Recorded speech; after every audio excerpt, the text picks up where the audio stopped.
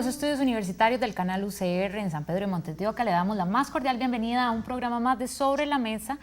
Y bueno, esta semana vamos a analizar un tema internacional. Hemos tenido durante las últimas semanas pues ya más temas nacionales y hoy vamos a dedicarnos entonces a hablar de política internacional. Este será el primero de varios programas que dedicaremos a hablar sobre este tema, entre los que por supuesto hablaremos sobre el conflicto en Irak y también el conflicto palestino-israelí. Pero vamos entonces a hablar sobre Crimea el día de hoy. Hola Marcela. Hola Natalia, efectivamente hoy vamos a empezar con una serie de reportajes y de trabajo con respecto a temas a nivel internacional. Para eso hoy contamos con la presencia de don Gilberto Espinosa, politólogo, que va a estar en la parte de entrevista, y posteriormente en el análisis con mi persona va a estar don Carlos Murillo, que es internacionalista, y don Jorge Luis Araya, periodista. Así es, entonces pues sin más demora vamos a ir a vernos el reportaje que como siempre introduce los temas aquí en Sobre la Mesa. No se vaya y ya regresamos.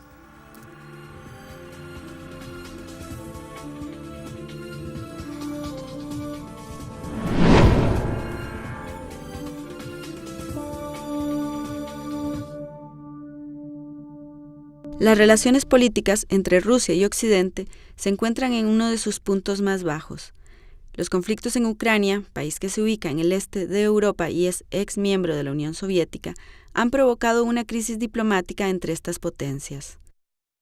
Una de las razones es el futuro geopolítico de la península de Crimea.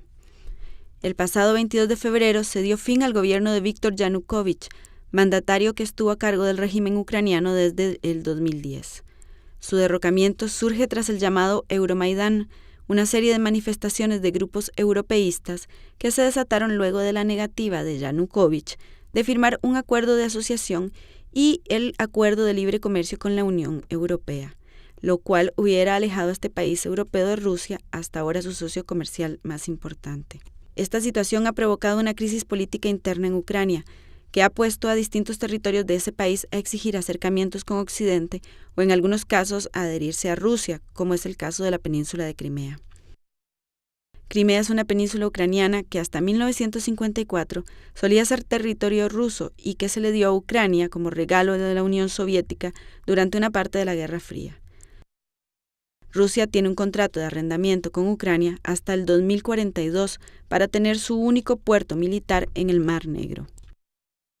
Según el consultor internacional Rolf Siegel, el interés de Rusia por la región radica en que esta potencia no tiene alternativas más que tener una base militar en Crimea como entrada al Mar Negro, mientras que para Occidente Crimea es una puerta que beneficiaría el comercio de los países pertenecientes a la Organización del Tratado del Atlántico Norte, que incluye países de la Unión Europea y Estados Unidos, entre otros.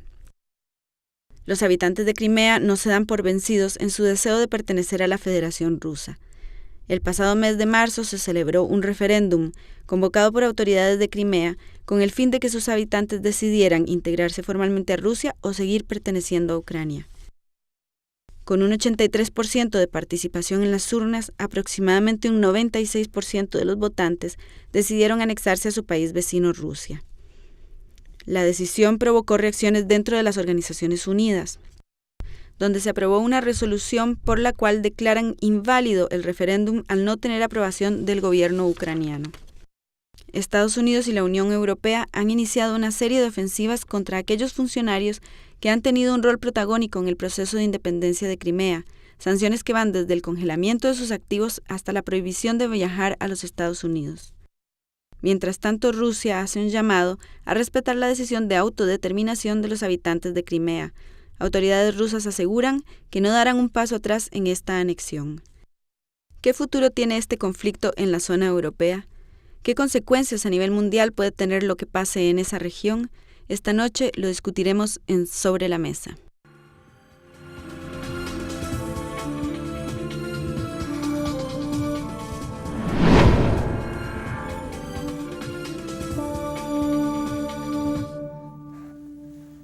Y regresamos a Sobre la Mesa. Como vimos en el reportaje, vamos a hablar hoy sobre el conflicto en la zona de Crimea. Lo invitamos antes a participar desde su casa a través de nuestras redes sociales en Facebook y en Twitter, y nos buscan como Sobre la Mesa UCR, y ahí pueden plantear sus preguntas a nuestros invitados del día de hoy, temas también que quieran que conversemos en próximos programas. Pero bueno, concentrémonos entonces en el programa de hoy y procedo pues a presentar nuevamente a don Gilberto Espinosa. Él es politólogo y tiene la gentileza de acompañarnos hoy aquí en Sobre la Mesa para pues tratar de entender un poco más lo que pasa en esta zona del mundo. Bienvenido, don Gilberto. Gracias. Gracias por invitarme y gracias al público televidente que nos acompaña. Exactamente. El tema que nos ocupa hoy es la provincia de la península de Crimea. Sin embargo, antes de referirnos a Crimea, tendríamos que darle a nuestro público una leve referencia geográfica, histórica de qué es Crimea, y antes de qué es Crimea, qué es Ucrania. Adelante. Entonces me voy a permitir nombrar algunas fechas rápidamente y leerlas por el poco tiempo eventualmente que disponemos. Primero me gustaría mostrar la filmina 1. Tal vez a nuestro director le solicitamos si puede mostrar la filmina 1. Ahí la tenemos en pantalla. Antes de hablar de Ucrania también, yo quisiera que nuestros televidentes sepan la posición geográfica de Crimea en la costa norte, en el centro de la costa norte del Mar Negro. Y es obvio la importancia estratégica, básicamente militar, que representa tanto para Ucrania como para Rusia. Ese interés y ese nivel estratégico no es solamente actual. La península ha sido ocupada múltiples veces por múltiples pueblos, desde los griegos, bizantinos, godos, otomanos, etc. Ha enfrentado y ha vivido muchas guerras en su territorio, precisamente para pasar de una mano a otra, hasta que desde hace algún tiempo fue rusa, después se traspasó en el 1954 a Ucrania, y en el último mes prácticamente ya pasó otra vez a manos rusas. Eso lo veremos con un poquito más de detalle más adelante. Quisiera entonces dar una referencia sobre Ucrania y Rusia.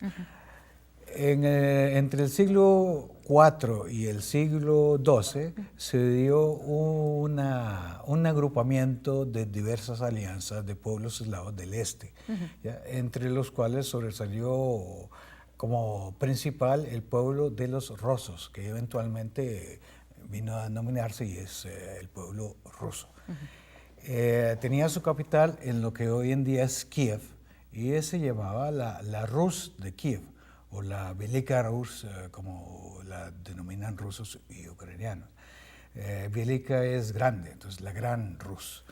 Ese estado, por así llamarlo, se deshizo en el siglo XII, dando origen al pueblo ucraniano, bielorruso y ruso. Todavía no conformados como estados, pero sí como ramificaciones de una misma etnia, que son los pueblos eslavos. En el siglo XV se comenzó a formar no la nación ucraniana, sino el pueblo ucraniano. En las lenguas eslavas, krai significa algo como frontera, como límite, como borde, y u es una preposición que significa algo como en. Entonces de ahí viene el nombre de Ucrania, o Ucraina, que significa en el borde, o la gente que vive al borde. Ahí, como repito, se comenzó a formar el pueblo ucraniano. En el siglo XVI se dio una guerra entre lo que era el incipiente imperio zarista y el reino o la mancomunidad, como ellos daban en llamarla, lituano-polaca o polaco-lituana, que ocupó todos los territorios occidentales de lo que hoy es Ucrania.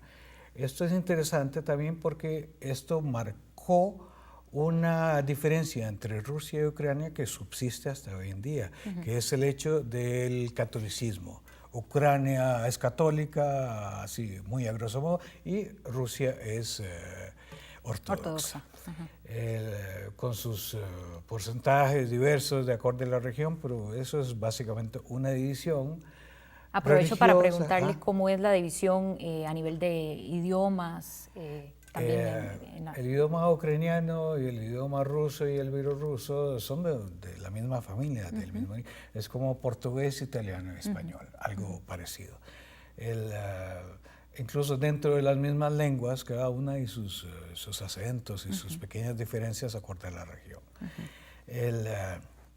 Siguiendo así, digamos, el proceso histórico de lo que es Ucrania, en el siglo XII, Rusia recupera Ucrania, ¿ya? Pero recupera más de lo que la mancomunidad polaco-lituana había tomado, ¿no? Se expandió un poco hacia el oeste. Y la expansión, esta expansión marca también el inicio de una cierta tendencia de Ucrania más hacia occidente que hacia oriente. Por así decirlo, es una especie de puente ideológico, cultural, lingüístico entre Rusia y occidente. A pesar de que Polonia es también una nación eslava, es más occidental que otra cosa. Ya nos pegamos un brinco, un salto grandísimo hasta el siglo XX. Entonces, ya en el siglo XX, ya en el XVII se dio la revolución bolchevique, la que causó otra vez un enfrentamiento, una antagonía al interno de la incipiente Unión Soviética entre los soviets, el poder soviético que estaba radicado en San Petersburgo, que después pasó a ser Leningrado, y otra vez con la división, con la muerte de la Unión Soviética, pasó otra vez a llamarse San Petersburgo.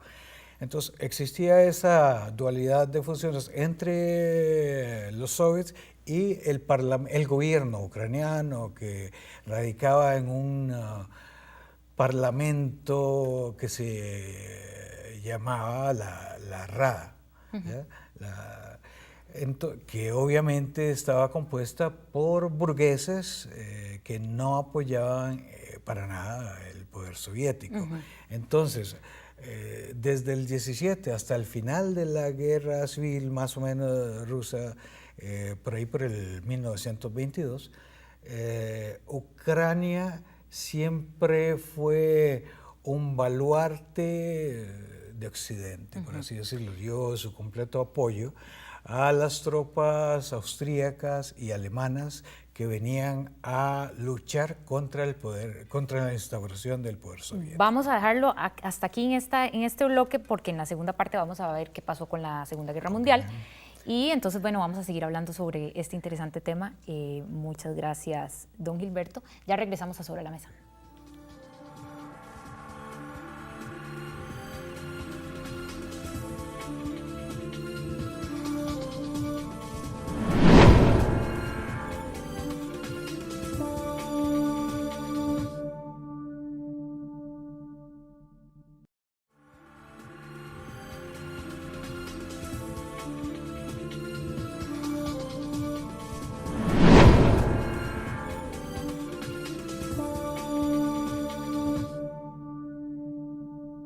Volvemos a Sobre la Mesa, hoy repasando un poco lo que ha sido el conflicto en la península de Crimea. Antes hicimos un repaso histórico y geográfico también, sobre todo por Ucrania, para empezar, para después ya adentrarnos entonces en lo que es Crimea. Estábamos en el periodo anterior a la Segunda Guerra Mundial, que queríamos hacer algunas referencias brevemente. Sí, anterior a la Segunda Guerra Mundial quería hacer alusión a un dato histórico interesante, que es que el tratado de no agresión entre Stalin y Hitler, previo a la guerra, le facilitó o le entregó muchos territorios de Checoslovaquia, Polonia y Rumanía a la Unión Soviética, y en ese caso a Ucrania, que era el límite, precisamente. En el 41, Hitler, antitos de Crimea, ya había invadido Ucrania y se topó, por una parte, con un movimiento guerrillero o partisano de parte de un sector ucraniano, pero un gran sector de la sociedad ucraniana le dio apoyo a la ocupación nazi. Los nazis entonces tomaron Crimea, porque era estratégicamente atacar a Rusia desde el Mar Negro, en el 41, y fue recuperada por Stalin hasta el 45. Stalin, inmediatamente después de la recuperación de Crimea, acusó al pueblo tártaro, que era el que hasta entonces ocupaba Crimea, de colaboracionismo con los nazis. Entonces comenzaron las ya conocidas purgas de Stalin y las deportaciones masivas hacia Siberia y Asia Media, con el fin tácito de hacer una limpieza étnica y repoblar Crimea. Y vuelve a ser parte entonces de Ucrania. Y volvió a ser parte de la Unión Soviética como integrante, como República Autónoma de Rusia, no de Ucrania. Fue hasta el 54, fue hasta el 54. Después de la muerte de Stalin, en el 54, un ucraniano que llegó a ser presidente del Presidium Supremo de la Unión Soviética, Nikita Khrushchev, como muestra de la amistad entre los pueblos ruso y ucraniano, le regaló, decíamos en el reportaje. Le regaló la provincia de Crimea, la península de Crimea a Ucrania. Okay. Anteriormente, Crimea nunca fue ucraniana. ¿Ya? En algún momento en la historia estuvo bajo administración ucraniana dentro de Rusia, cuando Ucrania era parte de Rusia. Pero por eso es que el presidente Vladimir Putin dice que ellos simplemente están recuperando un territorio que les perteneció. Sí, Putin no lo dijo con respecto a Crimea. Ya en la guerra ruso-georgiana en el 2008, había expresado que el Mar Negro fue, es y será ruso. Esa expresión se la copió el presidente ucraniano hace poco, que dijo que Crimea fue, es y será ucraniana. Bueno, eso está por verse. Yo no creo en lo personal que Rusia en algún momento devuelva a Ucrania Crimea. Crimea en este momento, aquí le pediría al camarógrafo, al director, que pusiera la 2. Diapositiva 2. La diapositiva 2. Sí. Por favor, señor director.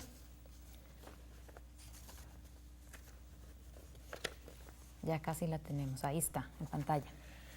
Ahí vemos la posición de Crimea con respecto ya no al Mar Negro en general, sino a Ucrania y a Rusia.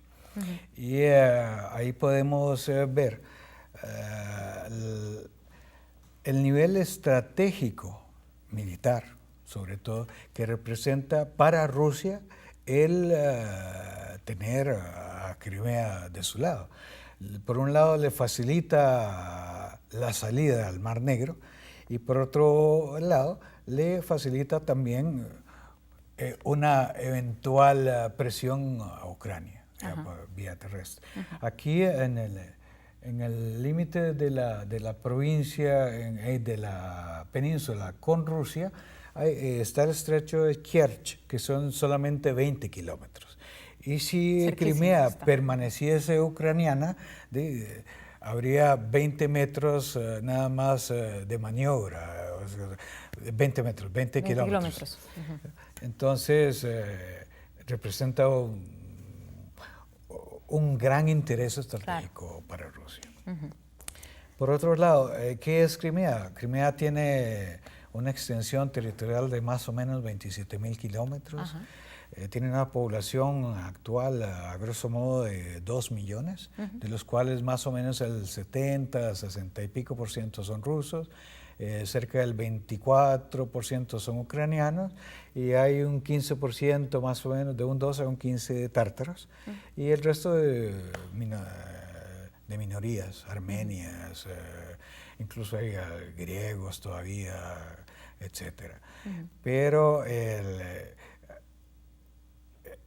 el interés que representa para Rusia se vio reflejado en la, si podemos llamarla así, en la anexión relámpago que sucedió el mes pasado, ¿ya?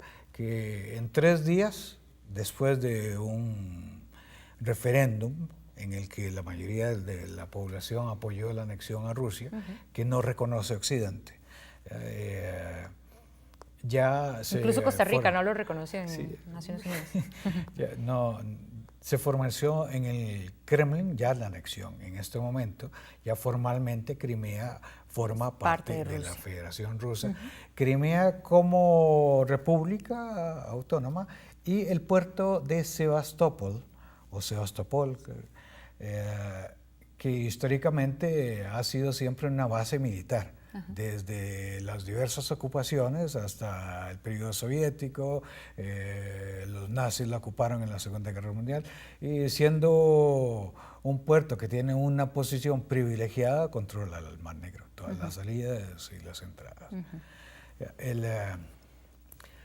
Es interesante que el conflicto no es el tema que vamos a discutir hoy, pero el conflicto... O por lo menos en este momento, en el siguiente bloque sí lo harán. El conflicto ucraniano-ruso que se da en la parte oriental de Ucrania le ha facilitado, por así decirlo, las cosas a Putin, porque ha sido como una cortina de humo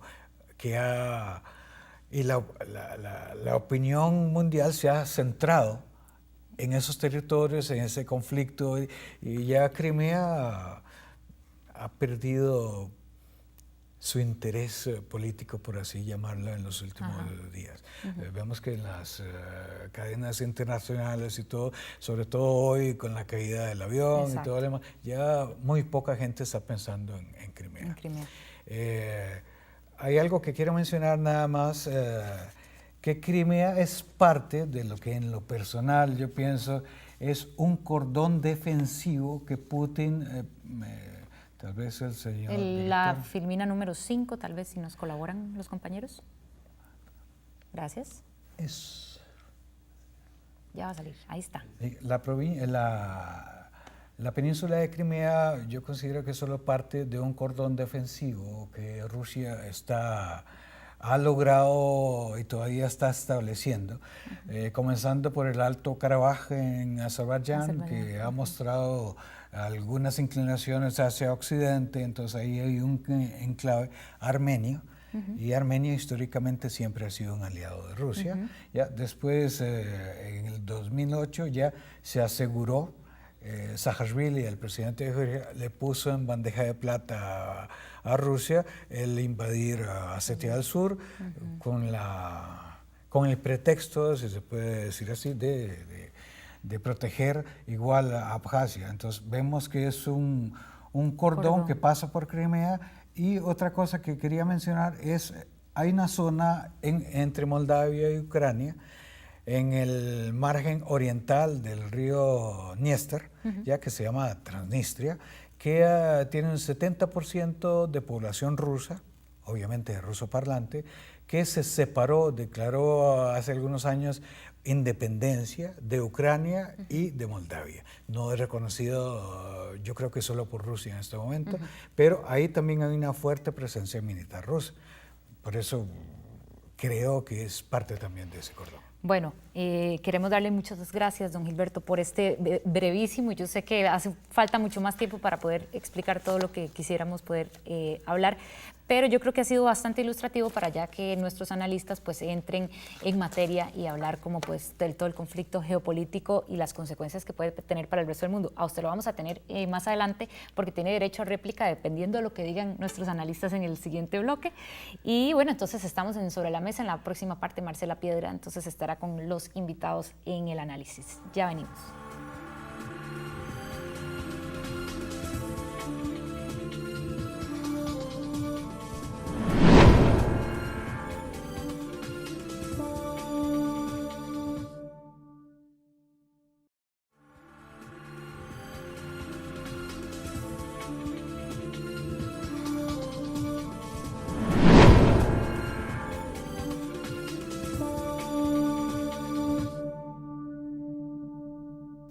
Bienvenidos y bienvenidas a su programa Sobre la Mesa. Hoy hablando sobre el tema de Crimea. ¿Cuál es el conflicto que se está dando en Crimea? Y bueno, ¿y qué se juega la Unión Europea en este conflicto? Para el análisis contamos hoy con la presencia de don Carlos Morillo, internacionalista. Muchas gracias. Y con don Jorge Luis Araya, periodista, que son las dos personas que hoy nos van a ayudar a analizar, ¿verdad?, un tema que no es tan conocido para la población en general en Costa Rica, ¿verdad? Ya en la entrevista, bueno, un poco don Gilberto intentó, ¿verdad?, ilustrarnos a qué es a lo que nos estamos refiriendo. Pero tal vez, don Carlos, usted nos podría explicar un poco por qué el interés ruso tan grande sobre Crimea, ¿verdad? No, que se plantea que no es solo por la base naval, sino que también, ¿verdad?, tiene un interés económico para el traslado de gas al resto de Europa y etcétera. Sí, yo lo contextualizaría en un proyecto del presidente Putin de recuperar la proyección histórica de Rusia, pero combinándola con la época de los zares y la época soviética. En este momento en el mundo en donde no hay un hegemón, sino que hay tres aspirantes a hegemón, Rusia es uno de ellos, y acabamos de tener la visita del presidente Putin en América Latina, que vino a consolidar su presencia por primera vez en la historia de América Latina de una potencia distinta a las europeas y a los Estados Unidos que pretende tener presencia en América Latina. Las otras dos potencias que aspiran a tener ese control global es China y los Estados Unidos. Entonces estamos viendo un reacomodo de fuerzas a nivel global en donde hay componentes claves. Uno de ellos es precisamente Crimea, y ya don Gilberto en el bloque anterior se refería a todo ese cordón que aspira a tener Rusia de protección frente a las presiones que reciben en términos políticos, económicos y militares por parte de Europa, de Estados Unidos y de la misma China. Y don Jorge Luis, el interés de Ucrania de seguir, digamos, o de mantener el control sobre Crimea, ¿a qué se debe? Porque al final de cuentas es muy poco el tiempo en el cual, ¿verdad?, realmente Ucrania tuvo control sobre Crimea, y además siempre estuvo ahí una base naval de Rusia. ¿Cuáles serían como los elementos por los cuales Ucrania ahora, ¿verdad?, tiene un interés tan fuerte en esa zona? Bueno, yo diría que evidentemente es también por el mismo motivo, porque es una importante plaza estratégica militar, y salida del Mar Negro y de ahí al Mediterráneo. Y por todos esos intereses que se juegan ahí.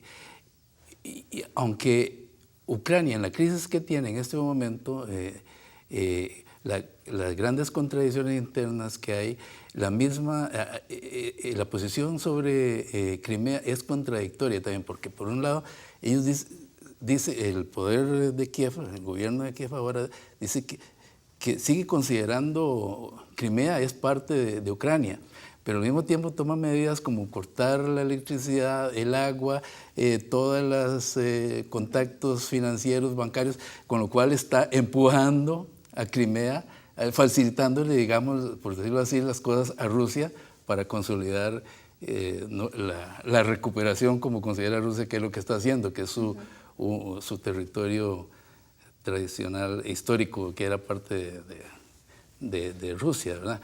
Entonces es bastante las ambivalencias y las contradicciones que está viviendo hoy día Ucrania, que está en una crisis político-militar y es una guerra, es lo que hay, es civil en la parte del este de Ucrania. Son las contradicciones en que está en ese momento el Estado ucraniano, que hace a muchos asegurar que ya tiene la suerte echada, que ya la unidad del Estado ucraniano está comprometida, muy difícil que se pueda recuperar. Ajá. Y don Carlos, una podría decir que en realidad la posición en general de la Unión Europea ante este conflicto no ha sido tan fuerte, ¿verdad? Cuando una podría decir que, bueno, cuando hay una invasión de un país a otro, ¿verdad? Que en algún momento se planteó que es que Rusia estaba ingresando a territorio ucraniano porque Crimea seguía siendo de Ucrania, porque se podría, digamos, identificar que realmente la Unión Europea no tuvo una posición más beligerante en ese sentido. Yo creo que hay dos factores que hay que considerar. La Unión Europea está en una etapa de transición. Hay no una entidad claramente unificada como años atrás, sino que hay una serie de disputas, sobre todo de diferencias entre Alemania, Francia, por un lado, y Inglaterra o el Reino Unido, que tiene una posición en muchos casos ambivalente sobre cuál puede ser el futuro de la Unión Europea. El otro factor nos lleva fuera de esa región, que es Siria. Yo creo que el presidente Putin en Siria hizo un sondeo de cuál era la capacidad de reacción de Occidente, tanto de Europa como de Estados Unidos, con el asunto de las armas químicas. El presidente Obama estableció una línea roja y dijo, si se usan armas químicas en Siria, intervenimos militarmente en Siria. Si usaron armas químicas y Estados Unidos no intervino. Eso le da fortaleza a la tesis de Putin de que no reaccionaron allá, ¿por qué van a reaccionar si recuperamos el territorio de Crimea? Bajo dos argumentos. Históricamente ha sido ruso y el otro es lo que se ha dado en llamar la doctrina Putin, que es el derecho de los estados a proteger a sus ciudadanos estén donde estén. Y si la mayoría de la población en Crimea es de origen o ascendencia rusa, por tanto, Rusia tiene el derecho de protegerlos, y si la población decide anexarse a su país de origen, no hay por qué negarles ese derecho. ¿Y la OTAN? La OTAN tiene un problema que se remonta a dos situaciones. El caso de Turquía, en donde hay una situación incómoda que también tiene que ver con la Unión Europea, el ingreso o eventual ingreso a futuro de Turquía a la Unión Europea, y lo que pasó en el caso del Cáucaso con el cambio de fronteras a partir del 2008, en donde la OTAN no quiso llegar tan lejos fuera de su área original. Entonces, parte de ese reacomodo al que me refería antes de fuerzas a nivel global, y se trata de ir moviendo algunas piezas en un ajedrez mundial para determinar cuál es la capacidad de reacción de las contrapartes. Y don Jorge, con los acuerdos de Ginebra, ¿verdad? Se plantean varios elementos, pero los acuerdos de Ginebra en realidad plantean, bueno, abstenerse de toda la violencia, de intimidación o actos de provocación. Además, concede amnistía para todos los manifestantes y para quienes abandonan los edificios y otros lugares, y subraya la importancia de la estabilidad económica y financiera, ¿verdad? Y esto surge a raíz del conflicto con Crimea, pero los acuerdos de Ginebra en realidad no se refieren a Crimea, se refieren a Ucrania. ¿En qué sentido podríamos analizar estos acuerdos? Bueno, es que ese es el conflicto. El conflicto es de Ucrania, ¿verdad? Ahí es donde está la lucha de poder. Bueno, y precisamente todo ese reacomodo geopolítico se manifiesta ahí. Y claro, ahí es Ucrania es la que está en disputa. En ese momento Ucrania prácticamente ya la soberanía no la controla, se está siendo manejada desde los centros de poder. Y claro, ahí hay intereses que están disputando, porque normalmente oímos los enfoques, análisis, como que es un interés de una parte, digamos, de Rusia de dominar, de hacerse con aquella parte. Pero olvidamos los otros intereses, la otra parte, está la Unión Europea, está Estados Unidos, ahí está un mercado que es Ucrania importante, una fuerza de trabajo barata, que en este momento de crisis en que está, crisis económica que hay, que está viviendo el mundo occidental y bueno, el mundo, eso es importante, porque es un reparto en alguna medida de mercado, de influencia económica, política, y lógicamente, entonces a ese nivel es que se están dirimiendo las diferencias. Bueno,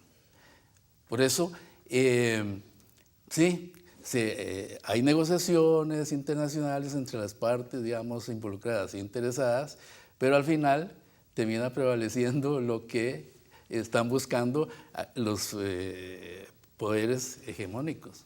Claro, pero entonces, don Carlos, podríamos plantear que estos acuerdos de Ginebra en general no plantean como un mayor avance con respecto a solucionar el conflicto directamente en Ucrania. Simple y sencillamente es como unas medidas paliativas para que el conflicto con Crimea no se generara, digamos, o no se acrecentara.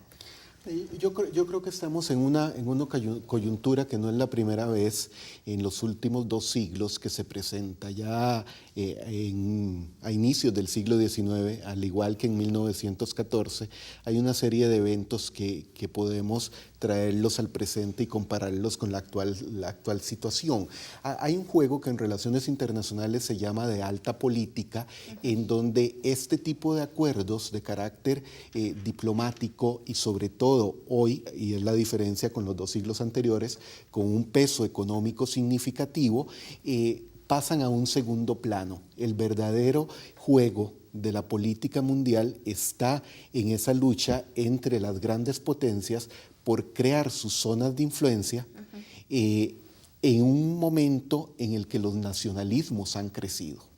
Y ya como decía Jorge, en el caso de Ucrania hay que valorar los 2 lados. Para la Unión Europea es clave el hecho de tener mano de obra barata que le ayude a recuperar la crisis económica, pero en alguna medida sin el dominio ruso de Ucrania, Rusia pierde presencia en la Unión Europea.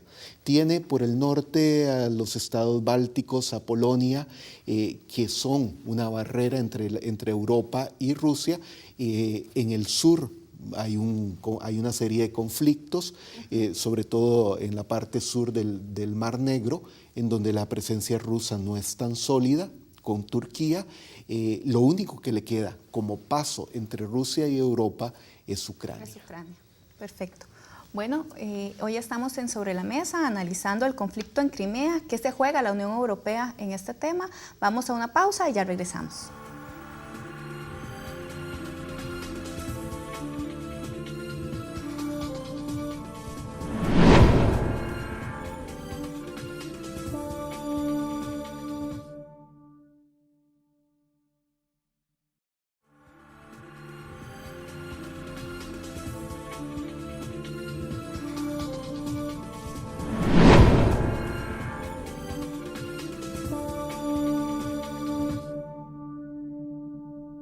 Volvemos a Sobre la Mesa. A esta altura de la conversación siempre el invitado que tenemos en la entrevista pues se refiere un poco a lo que se ha conversado en el análisis. Don Gilberto Espinosa, ¿qué le ha parecido lo conversado en el panel anterior? Bueno, los panelistas, como era de esperarse, también identificaron que el problema no es Crimea solamente, sino que el problema es la confrontación ruso-ucraniana. En lo personal, yo pienso que si esta escalada militar que se ha dado en los últimos días prácticamente continúa así, un efecto nefasto sería la balcanización de amplios sectores de Ucrania. Y en lo personal creo que una posible solución para este problema sería la federalización del Estado ucraniano, de tal manera que las diversas regiones tuvieran cierta autonomía, ¿ya? Porque también hay un factor económico, además del político, subyacente, y es que las zonas más ricas, de mayor producción, son las regiones cercanas a Rusia, Donetsk, Luhansk, Kharkov, etcétera. La federalización es lo que usted apostaría. Bien, gracias, don Gilberto. Vamos a ver qué tienen entonces que decir nuestros invitados. Marcela. Gracias, Natalia. Bueno, en realidad, en esta segunda parte me gustaría que ampliáramos un poco el análisis por los acontecimientos del día de hoy, pero en primer lugar me interesaría, don Carlos, que usted nos explicara si existe una relación entre el conflicto que se está presentando en Crimea, que ya un poco usted nos lo ha planteado, con lo que está sucediendo, digamos, en las otras zonas de Ucrania, donde hay todo un movimiento de separatistas prorrusos, ¿verdad? ¿Por qué es que se está gestando todo esto y si esto tiene relación con lo que veníamos conversando antes del corte? Sí, sí, claro, pero yo creo que ya el tema de Crimea en buena medida es un asunto superado. No hay marcha atrás, eso lo han entendido los europeos y Estados Unidos, y ahora la problemática está más, como decía don Gilberto, en el área de Ucrania. En donde hay una lucha entre el este y el oeste ucraniano, que también tiene un aspecto étnico que no podemos dejar de lado. Entonces, hay que contextualizarlo y hay que verlo en un escenario mucho más amplio. Bueno, y es imposible no hablar de esto el día de hoy. Efectivamente, hoy un avión de pasajeros de la compañía Malaysia Airlines fue supuestamente abatido por un misil, ¿verdad? Y ya se ha confirmado que hay alrededor de 295 personas muertas por esto, y entonces se ha generado como una serie de informaciones, ¿verdad? La gente, ¿verdad? El gobierno de Ucrania plantea que es un acto terrorista y los prorrusos plantean que es un acto de Ucrania, que hubo una equivocación, pensaron que el avión era el avión donde venía el presidente de Rusia, todo esto. ¿Qué podría decirnos don Jorge Luis con respecto a la posición esta tan fuerte que ha planteado el presidente de Ucrania de que es un acto terrorista? Porque desde un inicio él salió planteando que era un acto terrorista, ¿verdad? Y la milicia prorrusa de estos sectores lo que dice es que ellos no tienen este tipo de capacidad militar para poder atacar un avión que está a 10.000 metros de altura o 100.000 metros de altura, y que eso solo lo tiene Ucrania, solo Ucrania tiene esa capacidad militar.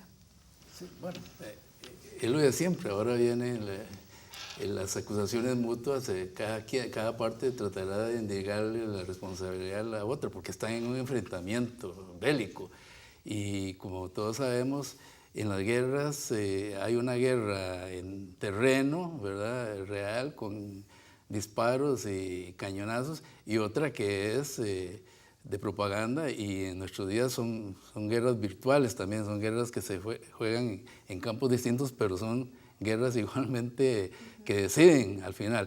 Y pues, aquí habrá una guerra propagandística donde veremos que los aliados del gobierno de Ucrania, Estados Unidos y la Unión Europea, probablemente terminarán suscribiendo la tesis de Poroshenko, y del otro lado Rusia estará,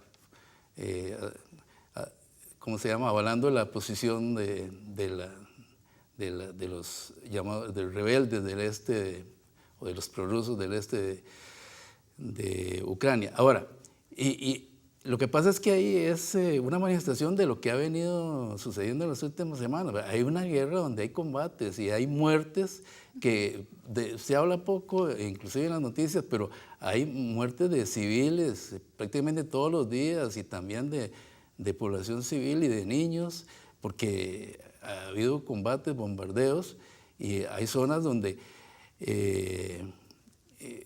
el gobierno de Kiev ha pretendido recuperar las zonas y las ciudades que están controladas por los prorrusos. Solamente ha logrado recuperar la zona de Lugansk, pero hay otras zonas que permanecen controladas por los prorrusos y ahí están las posiciones firmes hasta ahora porque una táctica que ha tenido el gobierno de Kiev es desde el principio de calificar a esa gente de terroristas, ¿verdad? Entonces Sí, no es eso es lo extraño que está que ahora sea la misma tesis que se usa para el tema del avión, que ha sido un acto terrorista, ¿verdad? Probablemente, no sabemos exactamente quién lo hizo, pero en esa guerra una arma es descalificar al otro. Y el oponente. El oponente. Don Carlos, y un poco con lo que estaba diciendo don Jorge, que probablemente en este juego mediático, ¿verdad?, algunos países van a tomar posiciones.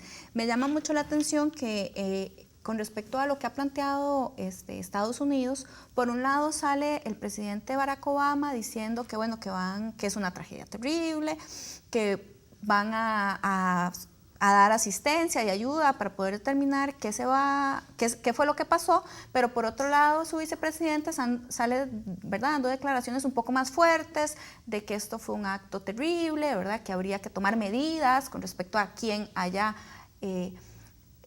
cometido este acto, ¿verdad? Esos dos discursos que tienen como un hilo distinto, ¿verdad?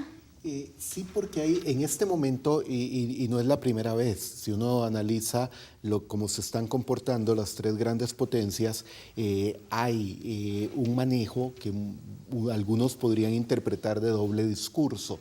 En realidad es tratar de cubrir todos los posibles escenarios. En el caso del avión hay tres escenarios que cambiarían radicalmente el que se compruebe que fue el real, la relación de fuerzas.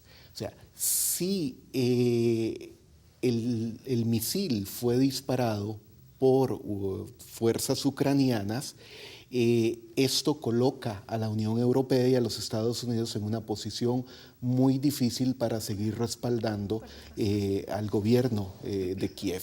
Si el segundo escenario, el misil fue disparado desde territorio oriental ucraniano por grupos prorrusos, significa que Rusia, que le suministra armas, ha pasado de suministrarles armas de corto alcance, y sobre todo livianas, a equipo pesado, porque el misil que fue disparado para alcanzar los 10.000 metros requiere de tener una base móvil, pero una base móvil que no se puede desplazar fácilmente, como los misiles que han estado usando los prorrusos hasta el momento.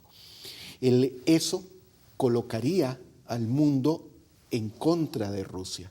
O sea, que lo pondría en un aprieto al presidente Putin después de regresar exitoso de su gira por América Latina, que lo convierte en un interlocutor válido para el mundo en desarrollo, le cambia el escenario a un escenario de responsabilidad por un atentado, aunque fuera un error, porque todo indica que no fue contra el avión de Malasia lo que se pretendía hacer. Y el tercer escenario es el escenario de que el misil fue disparado desde territorio ruso. Si este tercer escenario, que es el que se está descartando por el momento, se diera como el verdadero, significa que Rusia ha pasado de la etapa de lo que se llama la guerra no lineal, que es lo que se viene desarrollando en Ucrania, a una guerra de confrontación directa. Y eso cambiaría el escenario global y nos llevaría de nuevo a un escenario muy similar al de 1914. Claro.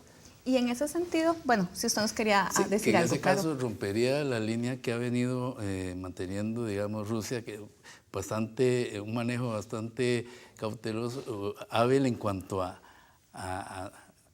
no aparecer como formando parte. En esto yo quisiera decir también, muchas veces Occidente, por razones lógicas, y el gobierno de Kiev hace presentar la situación como que el armamento y la lucha que se da es porque es intervención rusa y porque son armas que suministra Rusia, que puede haber algo de eso, pero no necesariamente. Los prorrusos, esas fuerzas que se han organizado ahí, han asaltado guarniciones y depósitos de armas. Ahí hay armamento pesado. Entonces uno los ve con tanques, con lanzamisiles, pero no necesariamente eso ha pasado por la frontera. Hay acusaciones de que Rusia está suministrándole desarmamento también. Pero mucho del armamento que hay ahí es armamento que tenía Ucrania y que tiene. Y en ese sentido, don Carlos, es además interesante porque la milicia, los separatistas, desde un inicio plantearon un alto fuego de 3 días, que ellos iban a colaborar, que ya tenían la caja negra en su poder y que podían prestar, digamos, ayuda humanitaria. Bueno, en realidad no creo que humanitaria, porque creo que sería más de recolección de los cuerpos, ¿verdad? Es poco probable que alguien haya salido vivo de esto. Pero hasta hace par de horas que empezamos el programa, no había habido, yo por lo menos no había visto ningún tipo de reacción de colaboración con estos, ¿verdad? O de visto bueno a lo que estaban planteando los separatistas, sino más bien una posición muy fuerte de que fue un acto terrorista y punto, ¿verdad? Y que hay que atacarlo desde ese lugar. Yo creo que en este momento hay 2 partes que saben cuál es el origen del misil, tanto Estados Unidos como Rusia. Hay suficientes satélites sobre la zona de Ucrania para saber de dónde fue disparado el misil. Hay que tener en cuenta que días atrás las fuerzas prorrusas derribaron 3 aviones militares ucranianos que volaban a baja altura, no a la altura de crucero como el avión de Malasia Airlines. Entonces se había movilizado mucho satélite a esa zona. El otro aspecto está en si fue un error. O sea, si el misil estaba planeado dispararlo. Y recordemos que el avión llevaba rumbo este porque era un vuelo entre Ámsterdam y Kuala Lumpur, y o sea que había ya atravesado todo el territorio ucraniano y estaba a escasos 50 metros de la frontera para ingresar a territorio ruso. Entonces hay una serie de factores que ahora que amanece en horario de esa zona, van a haber investigaciones. Ya Naciones Unidas pidió una comisión internacional y fue respaldado por el gobierno de Malasia para que no sean los actores interesados en el asunto quienes hagan el levantamiento de la evidencia en el campo. Bueno. Lastimosamente ya se nos ha terminado el tiempo para este análisis. Muchas gracias, don Carlos, y muchas gracias, don Jorge. Por supuesto que todavía hay mucho por decir, pero bueno, hasta aquí hemos llegado por lo menos nosotros.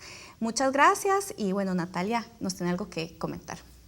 Así es, Marcela, sin duda después de los acontecimientos de hoy este tema seguirá sobre la mesa y bueno, tal vez más adelante conversemos entonces sobre él. Pero mientras tanto, la próxima semana nos vamos a ir hasta el recinto de Liberia de la Universidad de Costa Rica. Desde allá les llevaremos un sobre la mesa porque el de hoy en 8 es 24 de julio, al día siguiente celebramos la anexión de Guanacaste y pues queremos entonces dedicar un programa a esa provincia. Entonces pues los esperamos, los invitamos a acompañarnos desde allá, también a plantear temas y preguntas que quieren que conversemos. Vamos a estar hablando con el alcalde de Nicoya, así que, y como siempre también con analistas que nos ayuden a ver entonces la situación de la provincia guanacasteca. Los invitamos a seguirnos entonces Twitter y Facebook también sobre la mesa UCR y les deseamos una muy buena noche.